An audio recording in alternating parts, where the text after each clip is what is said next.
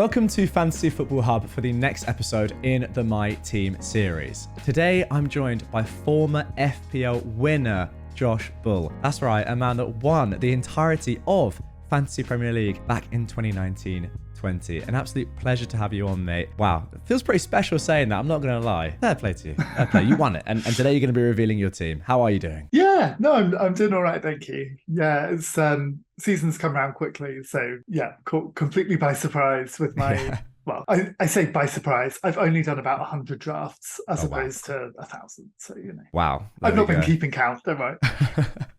Well, I'm very interested to see who you have in your team. I can't believe it. I mean, a winner on the series. Going to be some special stuff here. Without further ado, mate, I think we should just get straight into it. So, as always, we're going to be building this on Fantasy Football Hub's My Team tool, which is going to give Josh's team a rating once we're done. If you would like to do the same and get your own team rated, you can do so for free by clicking the link in the description. Josh, without further ado, get us started. Who is in goal this season? Oh, yeah. So this is first question mark. So there's a lot of question marks in this team. Okay. At the minute, I've got Flecken, Brentford. Yeah, I like those 4.5 price point goalkeepers. So he's a bit of a placeholder. I might swap him out for whoever looks most likely to start. But assuming he ends up starting for Brentford, can't see why not. I mean, they were very, very solid last year. News just coming out as we record this video via Fabrizio Romano that David Raya is on his way to fantastic. Arsenal. Yeah, so that will unlock Flecken, of course. There was a little bit of concerns. People thought that transfer was going to happen,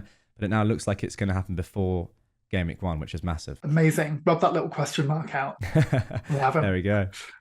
Who's going to be your other keeper? Do you ever rotate keepers? When you won the game, did you rotate keepers, if you remember back? Not really. I think back then it was a young Nick Pope who was just kind of sat and forget in goal for the whole season. And maybe that's biased me towards like that 4.5 price point, because he was very much like the cheap guy who got lots of minutes and lots of kind of bonus points, save points and things. But in general, I do like to put the money further forward. So yeah, then to answer your question, my backup, I've got the classic 4.0. So I've got Areola at the moment. And again, it's just who looks most likely to get some minutes, but I'm not really planning on them coming into play very much. Yeah, I mean, that Nick Pope in that season for Burnley was just an absolute magnet, wasn't he, for saves and bonus points. And yeah, I mean, that Burnley team were great for defensive assets in FPL. Yeah, there's always that 4.5 that comes to the fore eventually, and who knows, this season it could be Flecken. We don't have an obvious answer to that question though. Yeah, I mean, it's very much,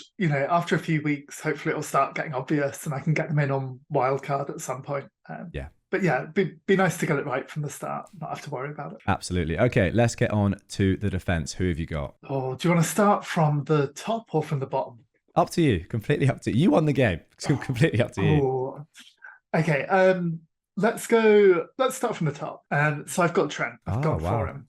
Okay. Yeah, and so there's a few players in here where by the time we get to Friday afternoon, I might well knock them out in order to pick up that sort of extra 0.5, 1 million here and there. And Trent is kind of one of them. But I do think he plays like an 8 million midfielder and he gets extra points for being right at the back. So, for me at least, he's one of the first names on my team sheet. Yeah, I like that way of thinking about him. If you just see him as midfielder with the potential to pick up a bonus clean sheet, then he is a lot of money, but maybe he's worth it once again this season. So Trent's the big one. Who's going to join him? Trent's the big one. Then I've got a little step down to Chilwell at the minute. Step down in price, but it was always going to be. Yeah, I do like big at the back in general. I'm a big fan of like strong defenders that can get attacking points. That's kind of what I tend to like to look for. And there do seem to be quite a lot of them this year, but they're all, I mean, as ever, it's annoying trying to spread the funds around, isn't it? Yeah. So Chilwell is in. Chilwell is in. And then, sort of back on the template, I guess, with Estupinian as well. Sure. Again, the kind of assist potential. I view clean sheets as a bit of a bonus for defenders. I know, you can have a 4 million defender from a newly promoted side and like they might pick up clean sheets now and again. You can't necessarily predict it. There's always that match where they're playing City or something and manage to keep the clean sheet and then they play Luton and lose it in the first minute. Yeah. So, I'd much rather have players where every 5-10 weeks they're going to pick up some huge score from a exciting attacking game, and then like I'll just rely on the clean sheets ticking in now and again when I'm not expecting them. I mean, with all those three defenders you've chosen there, massive upside, right? Estupiñán, we saw it against Arsenal last season. No one really could have predicted him to keep a clean sheet in that game, and he didn't. But it didn't matter because obviously he got those attacking returns anyway. So yeah, massive haul for without a clean sheet. No, for sure. And I mean, that's my logic with the defence always. It's like, I don't want to be relying on them keeping the clean sheet in order for them to get points. I want people who can get points even if they concede. And that way, if they manage to keep the clean sheet and get mega bonus points, it's just makes you feel better, doesn't it? Yeah, of course. Okay, so Estupiñán is in. You said you like going big at the back. Are you continuing on with another starting defender?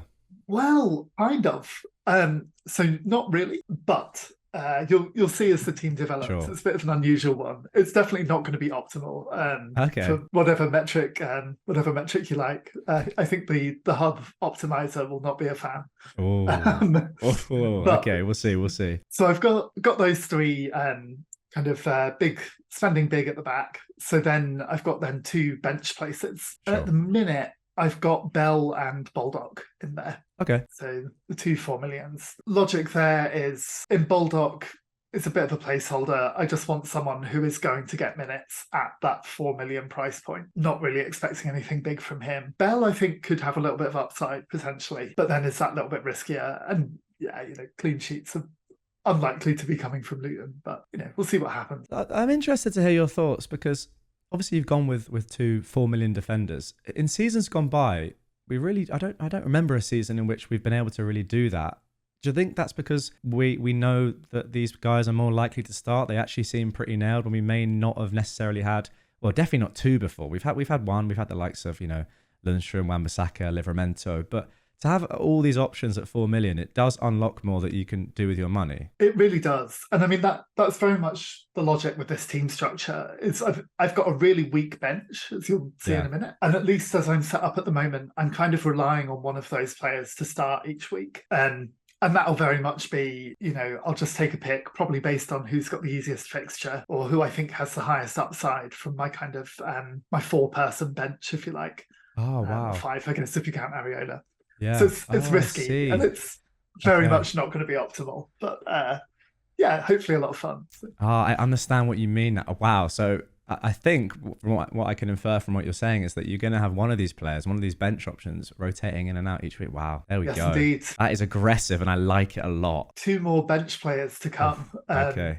For my 4 people to sit on that 3-person bench. Sure thing. Okay, let's get into the midfield then. That has got me. I'm locked in now. That is very interesting. Haven't seen that strategy from anyone pretty much anywhere. So wow. Yeah, it's because it's probably a terrible idea. Well, I mean, I don't know about that. You have won the game before, so I don't think your ideas can be that bad. Maybe that's the sort of thing you need to do to win FPL. Well, I mean, the nice thing with it is it's let me spend more money elsewhere.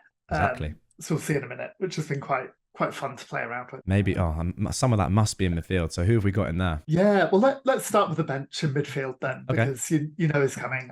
So at the minute, I've got Anderson in there. Yeah, mainly just based on pre-season hype and potential upside coming from there. So he might swap out. Whoever that is, it'll be a 4.5 that I think is going to get at least some minutes. I do think we're going to get some really long added time, coming up. It's like a lot of the championship matches at the weekend who are getting 12, 13 minutes added on. So I think, a lot of these bench players who might come on towards the end of a game potentially have got the chance to get a little bit more upside than maybe they usually would. But yeah, so that's what he's doing in there, basically. I like that pick. I think, I knew you were going to say him because I feel like he is the player that with rotation and with good form, he could really establish himself as a great budget pick. The predicted points right now aren't great for him, but across pre-season, the amount of goal involved he had was unbelievable. Eddie Howe speaking really highly of him, and he has unbelievable fitness as well. So even if he doesn't necessarily come off the bench, let's say he was to start a game, he could still be there, in the 100th minute.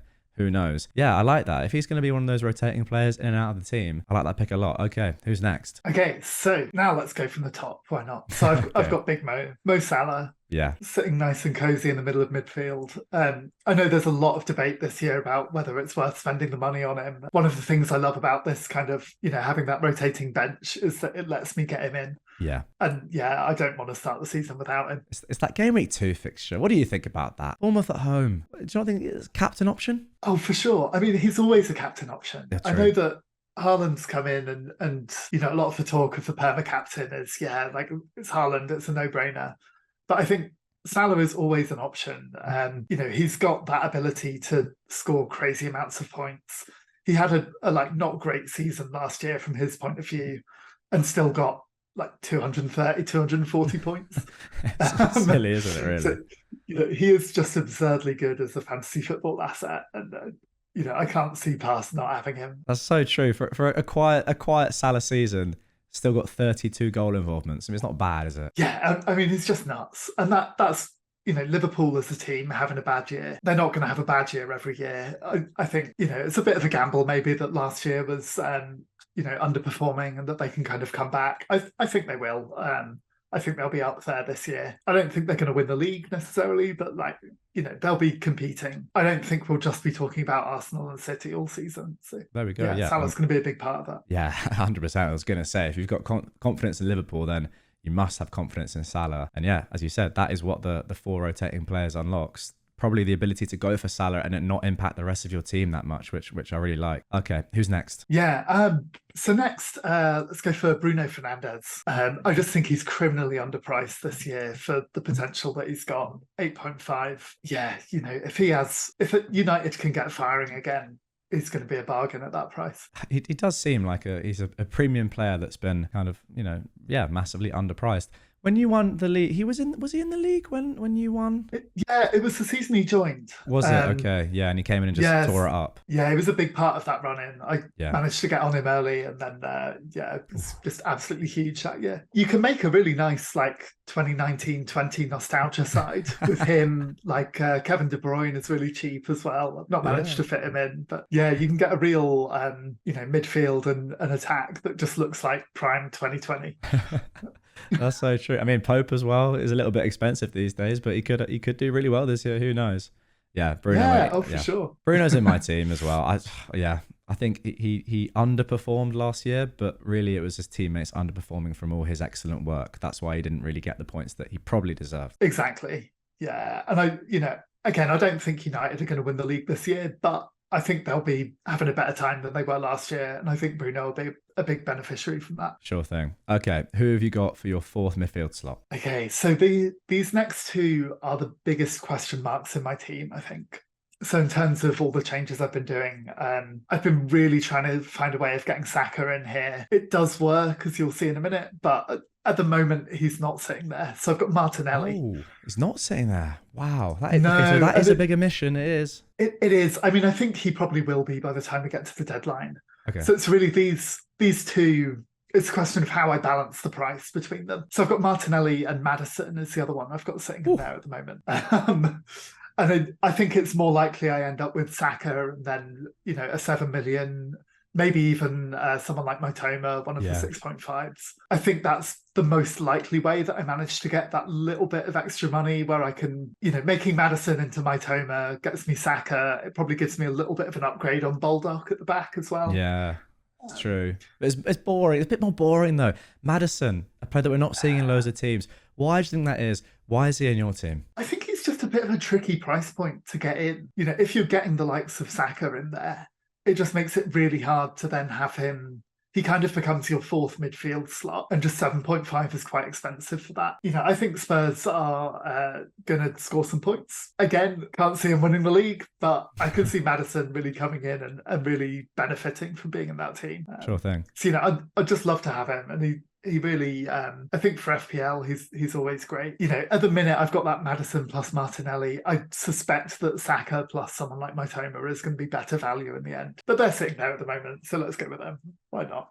We're going to get on to some AI recommended transfers for your team at the end of this one once we've revealed your full team. And I do suspect, as obviously you do as well, that may be where the AI wants to take you. But It's aggressive and I love it. Let's carry on. Yeah, it's a bit of a spicy draft. Yeah, exactly. Exactly. You give me a lot to work with. Yeah, I love it. Love it. So up front, I've gone for this guy. I don't know if he will have been in many of the drafts. Do you know Erling Haaland? Fuck. I think I managed to. You know what's? Why am I like? I'm nibbling there because in my head I'm thinking, who are you going to say? For some reason I completely missed that sarcasm. I do apologise. Very good from you, and it sent me down a river. Haaland is in. What a shock. Good stuff. Yeah, I have to say I've had some even spicier drafts where I've not had him. Well, there we go. And it really frees up the funds back down the field. It is great. I've had some nice ones where I've had Kevin De Bruyne in midfield instead. Oh my goodness. Which, really frees up a lot of cash because there's that 3.5 million price difference. You can do a lot with it. But I got stung so much kind of gambling against the effective ownership at the start of last season. And I think I just don't want to make that gamble again this year. It's going to be frustrating if he blanks the first couple. And I think, I could have really had that kind of edge. But I think start of the season isn't the time to be completely mad. So okay. So in he comes. Yeah, it's an interesting one because some people think that to have a chance of winning the game, you need to go completely differential from the start. I don't know if you can remember your team week on week, but in terms of general strategy and what you employed to win it, how different were you going and when did you decide that, okay, I'm going to have to go a little bit more punty here? Yeah, so I never went super punty, right? So I would say like 80% of my team through most of the season was probably the same as everyone else's team. So, the likes of sort of Salah and Trent and people like that were just essential that year. I did have some kind of like calculated gambles, let's say, at the start, which really paid off. And I think if you're going to win it, you're going to win it because those calculated gambles pay off more for you than for anyone else. Yeah. So, that's an element where you're never going to be able to predict that. So like the big one for me that season was starting with Jamie Vardy and sort of 3 or 4 weeks in, everyone else was trying to get him in and I'd kind of benefited from a couple of hat tricks or whatever it was by that point. But I really do think, you can win FPL with a team that's 95% the same as everyone else. Really? Yeah, I really think you can. The way that you're going to win it is because, in general, the kind of slight deviations you take do better than everyone else, right? If you imagine having just a solid template team and you keep hold of that for the entire season, you're going to be finishing on sort of 2,000, 2,500 points. That's going to be enough to have you up and around there towards the top. Obviously the people that are going to end up winning it are going to be ones where they're just lucky with that variance, where that kind of odd player, maybe it's not even a weird player that they had. They just got lucky with a bench one week, and it's just kind of consistently coming out on the right side of all of those fine margins. I think that's not really something you can plan for. You just have to put yourself in a position to get lucky and sort of hope that it pays off for you. There we go. Yeah. Wow. That is some great advice because, as I said, some people may think that to have any sort of chance, you need to just go a little bit crazy within reason, perhaps, but to the extent of, say, not owning Haaland game week 1 and just really praying that he doesn't do well, then you get a huge lead on everyone else. I mean, that's 100% a way to go. And if that gamble pays off, you'll get a big head start compared to everyone else. But obviously you run the risk of, if it doesn't pay off, you're immediately starting at a disadvantage compared to 80% of the game, and you're not going to make that up probably. I guess you're just saying that you don't have to do that sort of thing. If you're thinking I've got to go crazy, you don't necessarily have to, even if you could obviously have huge gains, but to win FPL, you don't have to do something drastic. No, not at all. And I mean, if 80% of your team looks very kind of boring, that's probably just means, you're going to keep pace with the bulk of people. And then you've got to rely on that other 20% of your team to get you towards the front. There we go. But it's not a bad strategy. Yeah, very nice. Well, let's talk about the last 20% of your team here. Couple players still to go. Who have you got? A couple left. I've got João Pedro. Nice. Yeah, I think just looking at price points, I would like that second forward to be a little bit more expensive, maybe like a Jackson or someone like that. But I think the potential upside from Pedro is pretty huge. And I think for that price, he's not going to get 90 minutes week in, week out. But Brighton have got amazing fixtures to start. Who's had a cracking pre-season. Looks like he might be on penalties as well. Yeah. I think what's not to like? His ownership is rising quickly. I mean, every time I record a video with another guest who wants them in their team, it's like another percentage has gone up. Those opening 3 fixtures, even 4 really, I mean, they're very, very good. They just start Luton at home. What a way to start the season. It could be anything, couldn't it? Yeah, you got to love it. That's why I suspect I'll end up with Mitoma and Saka, just because, tapping in with 3 Brighton players is going to be, you can't not like it, can you? Yeah, and it's always nice. I know it's only 1 game week, but it is always nice to get off to a strong start, even though it's just game week 1, long way to go. It's nice to kind of optimize that week. I know it's not a wild card or a free hit, but it kind of is. It can be seen as that a little bit at the start of the season. Yeah, I mean, if they were playing Luton and then immediately Man City away, maybe I'd see things differently. But I think at least over a few game week horizon, that's such a nice little run. Well, then you have one more player to go, and as you mentioned, 4.5 million. Who's it going to be? Yeah. So at the moment, I've got Mubama up there. Again, just buying into the preseason hype a bit, I guess. Again, it's a bit of a placeholder. He'll probably come out for whoever I think is looking like they've got a good chance of getting some minutes and the potential to do something in those minutes. And at the minute, that's him. Why not? So before I even tell you what team rating you've got here, does it go negative? But so I presume that you've got your at least your theory, your strategy that you have in your mind at least. Who knows if it will work out, injuries and that dependent. Do you know week on week which? Well, I don't want to say bench option because they're not necessarily bench options, but which one you're going to be starting? Yeah, I mean, I've not mapped it out at all. I suspect really I'm just going to look at it, see who's got the nicest looking fixture, and just put them in.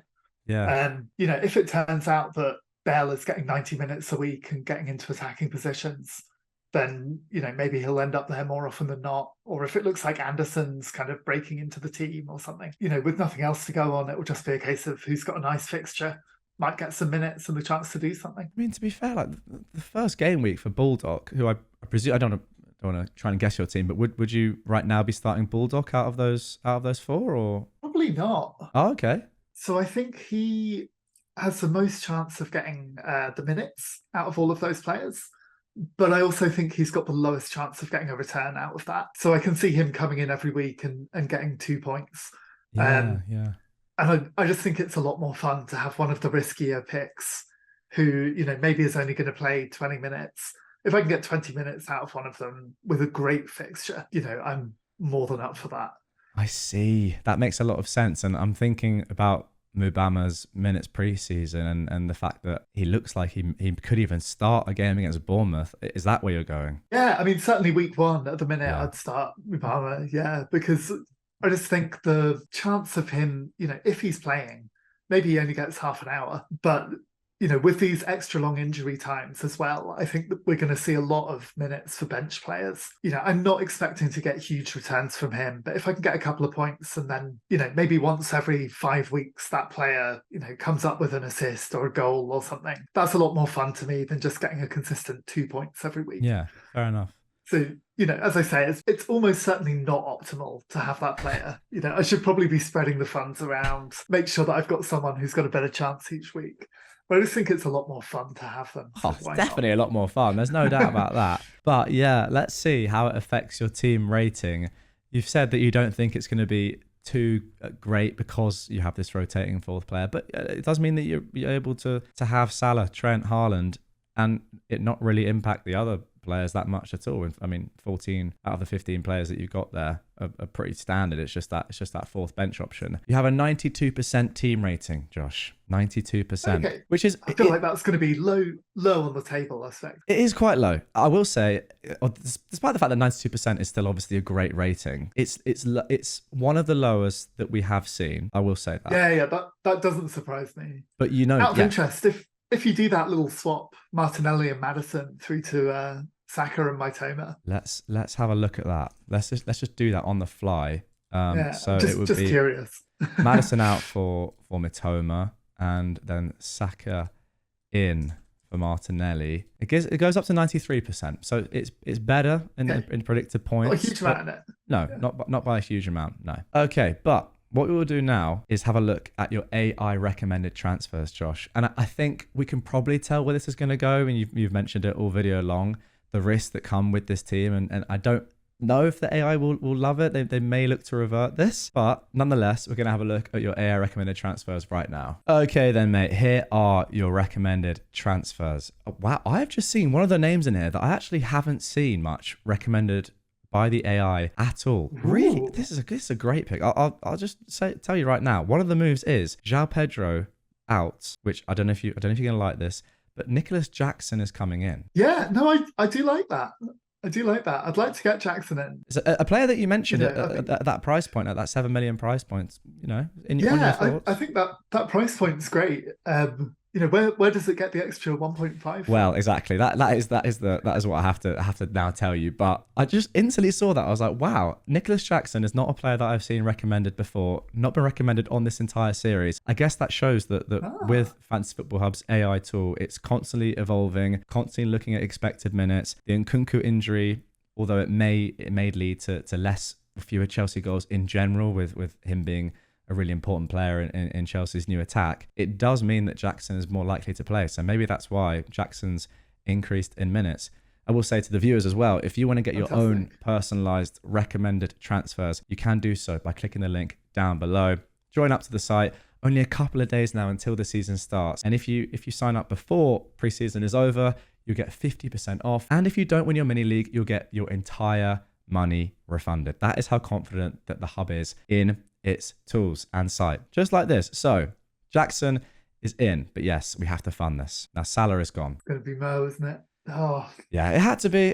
That's what the thing. That is where the money is. You can get rid of Trent, but it's a little bit finicky. But yeah, Mo is the cash cow. Rashford comes in. I mean, I think that's a good move in general, getting Rashford into the team. But then with that money, another player that you mentioned, Mitoma, comes in for, of course, one of those bench options, which is Anderson. So those are the moves. What do you think? yeah, okay. So then you're getting like a 3-5-2, I guess. Yes, exactly. Yeah, that definitely spreads the funds around a lot more efficiently. Yeah, I can definitely see why it likes that for sure. I think we knew it was going to be something like this, getting rid of the kind of the whole point, the crux of your draft in those.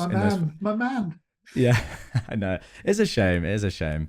But in terms of it being a little bit more secure, do you think that's maybe why it suggested this? Oh, for sure, that's a much more robust draft. Yeah, I mean, I think it's always a balance, isn't it, of how much risk you want to take in versus how much upside you think there is. And you know, there's going to be a lot of upside from Rashford and Jackson, or well, Rashford, Jackson, and Mitoma, I guess, versus Salah, Anderson, and João Pedro. It's a bit more boring, but at least Jackson's in there to spice things up. Yeah. I mean, it's objectively a good move. I can say that for sure. Whether I'll end up doing it is another matter. But well, it's definitely a better draft. Yeah, you don't have to do it. And if the whole point of your draft right now is to have a bit of fun with those 4 bench options and unlock fun players like Salah, of course, and João Pedro, then I would never ever tell someone to go against their own gut in favor of AI. But as you said, yeah, it is a nice way to just give yourself another option, a little bit of confirmation bias perhaps as well if it links up to what you're thinking. Or just give you another thought. Oh, for sure, yeah. No, I think it's a great little tool. Okay then, Josh, that is going to do it for this one. 92% team rating from a former winner. It's not amazing, but it's aggressive and I love it. That the first person I've seen to have that sort of team structure. I'll be really interested to see if you do end up going for it come deadline. Obviously a couple of days out now, but who knows? What it says is he's a former winner, but he's not going to be another winner. I don't think so. Suggests to me that although you were saying you don't have to go crazy, perhaps a little bit of it is that out of the box thinking that can get you those unbelievable returns. Best of luck this year. Of course, trying to become the first ever manager to do the double in FPL. Who knows? It could happen. Hey, one day. It's going to happen one day, surely. But yeah, for now, thank you very much, mate. Again, guys, please do go ahead and check out all those links. Time is running out. And let me tell you, they will massively improve your fantasy experience this season. The whole thing is win at FPL, join the hub. Simple as that. Check it out down below. Josh, thank you, mate. And I'll see you guys all on the next episode. Thanks, Jack.